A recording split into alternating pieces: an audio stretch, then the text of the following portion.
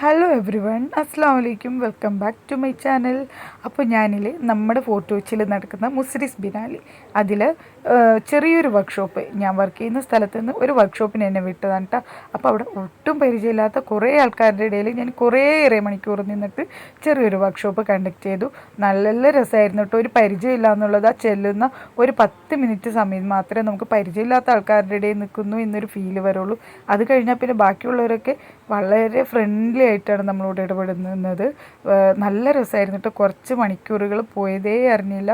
ഇതുപോലെ ഒരു cotton thread, original cotton thread അത് ചുരുട്ടി അതുകൊണ്ട് ബെൽറ്റ് ഉണ്ടാക്കുന്നൊരു പ്രോസസ്സാണ് കേട്ടോ പഠിച്ചത്. അപ്പോൾ ഇതുപോലെ ഒരുപാട് ഉണ്ടാക്കുന്നുണ്ട്. നമ്മളൊരു 12 മണിക്ക് നിന്നിട്ട് 4 മണിയോളം ആയി. ഇതുപോലെ ഒരു 12 കയർ ഇതുപോലെ നമ്മൾ ചുറ്റിയെടുത്തിട്ട് കയറ് പിരിക്കൂലേ, ആ ഒരു പ്രോസസ്സാണ്. അത് ഇതുപോലെ ഒരു മെഷീനിൽ ചെയ്യുന്ന, ഇത് ഡ്രില്ലിങ് മെഷീനിൽ ഇത് കണ്ടക്ട് ചെയ്ത പുള്ളി അവരുണ്ടാക്കിയതാണ് കേട്ടോ ഈ ഒരു മെഷീന്.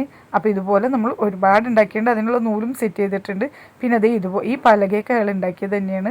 എന്നിട്ട് അതിൽ വെച്ചിട്ട് ഇങ്ങനെ ബെൽറ്റ് സെറ്റ് ചെയ്തെടുക്കണം. നമ്മൾ പായൊക്കെ നെയ്യൂലേ, ഇങ്ങനെ ഒരു പലകയുണ്ടെങ്കിൽ അതിൽ കുറച്ചുകൂടി ഈസി ആയിട്ട് ചെയ്യും. അപ്പോൾ ഇത് വളരെ എൻജോയ് ചെയ്തിട്ട് ഞാനൊരു ദിവസം ബിനാലയിൽ പോയതാണ് കേട്ടോ. ഇത്രയും നാളും ബിനാലയിൽ പോകുമ്പോൾ ഒരു മടുപ്പാണ്, കാണാനൊന്നും ഒരു രസം തോന്നുന്നില്ല.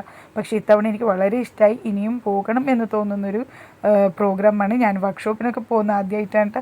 അപ്പോൾ ഇത്രയേ ഉള്ളൂ ഇന്നത്തെ എൻ്റെ വീഡിയോ. നാളെ വേറെ വീഡിയോ ആയിട്ട് വിടാം. ബൈ.